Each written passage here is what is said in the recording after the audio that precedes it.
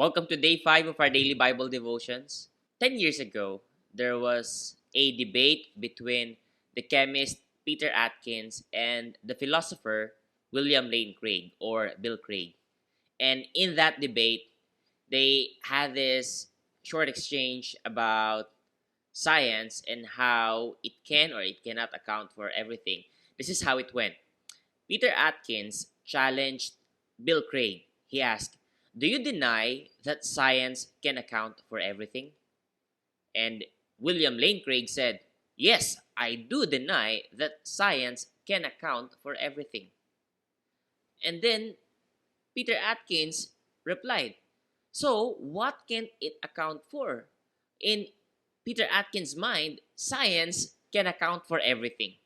He could not fathom what are the things that science cannot account for, cannot explain, cannot answer. William Lane Craig was actually ready with this answer. This is not the first time that he encountered something like this. So he said, "I think there are a good number of things that cannot be scientifically proven, but we are all rational to accept. Number one is mathematics and logic. Second, metaphysical truths.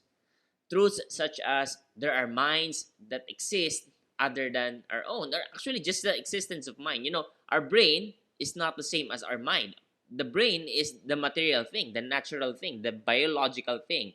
But our mind, it's metaphysical. You cannot touch someone's mind. You can, even if you're seeing someone's brain, you cannot say that you are looking at someone's mind. No, someone's mind is still different from the brain. Try to think about that. Mind is metaphysical. Third, ethical judgments. Example, you can't prove by science that the Nazis were actually evil because morality is not subject to the scientific method. What is good, what is bad, those are ethical judgments, and you can't use science for that. Science is descriptive. It describes, it tells you that when you throw something up, it will go down. It will not prescribe to you whether you should jump from the top of the building or not.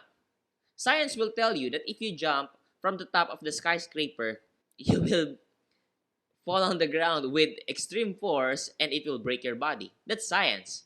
It has no judgment. Science has no compassion on that. No, it's an ethical judgment to prevent someone from jumping from a skyscraper because the fall will kill that person. Ethical judgment. It's not scientific.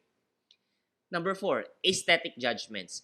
The beautiful, like the good, cannot be scientifically proven. 300 BC, it was the time when the philosopher Aristotle lived. Aristotle is the student of Plato, Greek philosopher. And Aristotle, he believed that nature can be explained. And he wrote a book titled Physics. Aristotle, the philosopher, wrote a book, Physics, and that is his treatise on natural philosophy. For 2,000 years, starting from Aristotle 300 BC to the 1800s, for more than 2,000 years, there was no science. There was just natural philosophy. Did you know that? In 1600s, Isaac Newton, he wrote a book, Philosophiae Naturalis Principia Mathematica. It's in Latin. In English, you translate it as Mathematical Principles of Natural Philosophy. Again, this proves that for 2,000 years, there was no term science. There was natural philosophy. Science is born out of philosophy. Speaking of philosophy, I mentioned Plato earlier, the teacher of Aristotle. Plato has a famous allegory, and I love this story very much, the allegory of the cave. When you search on the allegory of the cave, the story is really about the idea of the things that are real are actually just shadows of the ideals, the things that are above, that's the things that are perfect. Plato is saying that the real things, the things that we see, they are just shadows, mirror images of the things that are ideals of perfect. Think about it. In this world, we see things that are wrong. And we have this idea that this thing could have been perfect. iPhone is a good product, and yet people criticizes it so much because they're saying, oh, it lacks this, oh, it lacks that, this could have been perfect. People have this idea of a perfect smartphone, the ideal smartphone, and yet what they have is the real thing. All real things, we find them as an imperfect version of the ideal things, the perfect things in our mind. And the difference between the ideal and the real, it's a metaphysical thing.